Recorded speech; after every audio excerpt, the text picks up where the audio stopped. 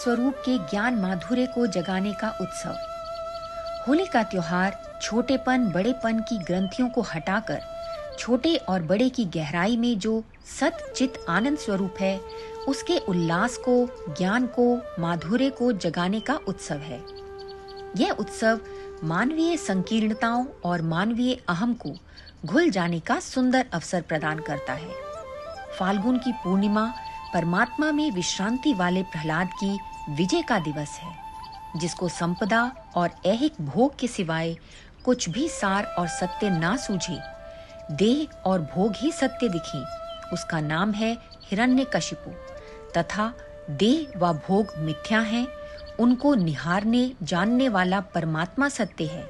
यह जिसको दिखे उसका नाम है प्रहलाद। हिरण्यकशिपु और प्रहलाद के विचारों में वैमनस्य आ गया, लेकिन प्रहलाद हिरण्यकशिपु के लिए अपने चित्त को उद्विग्न नहीं करते। वह प्रहलाद को किसी भी प्रकार से अपने सिद्धांत में घसीटना चाहता है, परंतु प्रहलाद का कैसा निश्चय। मेरु तो डगे पण जेनाम मंडाम ना डगे। सुमेरु सबसे विशाल प्राचीन पर्वत तो डिग जाए, पर जिसका मन ना डिगे। हिरण्यकशिपु के अनेक प्रयत्नों के बावजूद भी जब प्रहलाद भक्ति से ना डिगा, तब उसने प्रहलाद को मारने का काम अपनी बहन होलिका को सौंपा। होलिका को आग में ना जलने का वरदान मिला था। चिता में बैठी हुई होलिका की गोद में प्रहलाद को बिठा दिया गया और चिता को आग लगा दी गई। परंतु यह क्या, होलिका जल गई और प्रहलाद जीवित रह गए। बिल्कुल उल्टा हो गया, क्योंकि प्रहलाद सत्य की शरण थी, ईश्वर की शरण थी। महापुण्यदायी होली की रात्रि। होली की रात्रि 4 पुण्यप्रद महारात्रियों में से एक है। होली की रात का जागरण, जप, ध्यान, महापुरुषों का सानिध्य पुण्य का ढेर ढेर पैदा करता है। इस रात्रि में अगर कोई संसार व्यवहार यानी पति पत्नी का शारीरिक व्यवहार करे तो महासत्यानाश भी होता है। धुलेंडी का उद्देश्य। होलिकोत्सव के बाद आता है धुलेंडी का उत्सव।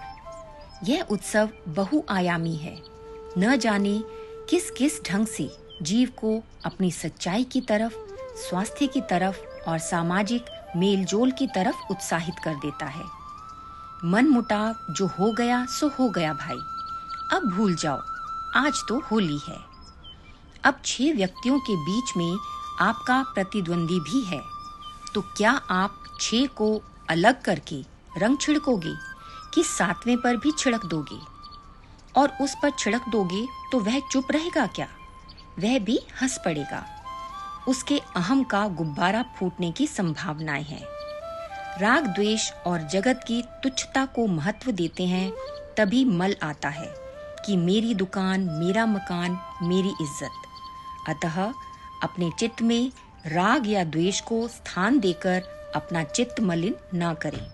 चित्त को निर्मल बनाइए, क्योंकि इसका मूल स्थान निर्मल परमात्मा आत्मा है। पलाश के फूलों से होली खेलें। होली के बाद सूर्य की किरणें धरती पर सीधी पड़ेंगी तो आपके सप्त रंग और सप्त धातुएं थोड़ी कंपायमान होंगी। आपके शरीर की रोग प्रतिकारक शक्ति मजबूत रहे, इसलिए इन्हें संतुलित रखने के लिए पलाश के पुष्पों से होली खेलने की व्यवस्था थी। दुर्भाग्यवश जब से रासायनिक रंगों से होली खेलना शुरू हुआ, तब से समाज इन लाभों से वंचित हो गया। अभी वैज्ञानिक भी बताते हैं कि उनमें विभिन्न प्रकार के हानिकारक पदार्थ पड़ते हैं, जिनसे दमा, कैंसर, गुर्दों की अकर्मण्यता, लकवा आदि बीमारियां हो सकती हैं। ये रोमकूपों के द्वारा शरीर में प्रवेश करके तुम्हारे सप्त रंगों को उत्तेजित कर देते हैं, और आंखों में अगर वे रंग ज्यादा पड़े तो दृष्टि पर बुरा असर पड़ सकता है। अपने बचाव के साथ साथ अड़ोस पड़ोस में भी इस बात का थोड़ा प्रचार कर देना।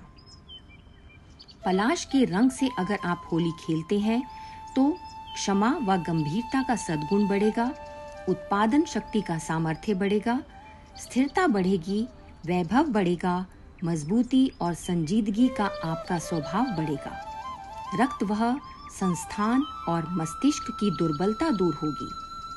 उदासी और उन्माद दूर होंगे। अगर आप रासायनिक रंगों से होली खेलते हैं तो इन सारे फायदों से वंचित होकर इसके विपरीत नुकसान होने की संभावना है।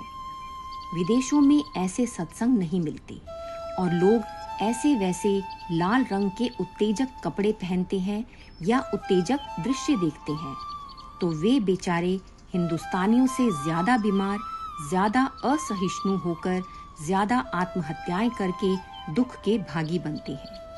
हम तो चाहते हैं कि वे भी बेचारे सुख के भागी बने और आप भी सुख स्वरूप प्रहलाद की नाई अपने जीवन में विघ्न बाधाओं से अप्रभावित रहकर आनंद और माधुर्य में चमकते रहें। होली का पावन संदेश।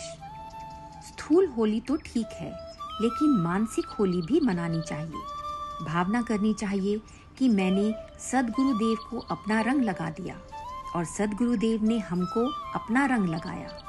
जिसके पास जो हो वह उसे दे। इस प्रकार होली पर संत कबीर जी ने, गुरु नानक देव जी ने, संत भोले बाबा ने और मेरे गुरुदेव भगवत पाद साईं श्री लीला शाह जी महाराज ने आपके हृदय को ज्ञान, श्रद्धा, प्रेम, उदारता और माधुर्य से रंगने का उत्सव मनाने का संदेश दिया है। आज के दिन इन महापुरुषों को खूब खूब प्रणाम। होली का संदेश है कि छोटापन, बड़ापन वास्तविक नहीं है। वास्तविक तुम्हारा चैतन्यपन है। मैं कम पड़ा हूँ, धन कम है, मेरा कोई नहीं है। नहीं, सारा जगत जिसका संकल्प है वह परमात्मा तेरा आत्मा होकर बैठा है। तू अपने को दीनहीन मत मान। तुच्छ संकीर्णताओं को छोड़, यही होलिकोत्सव का उद्देश्य है।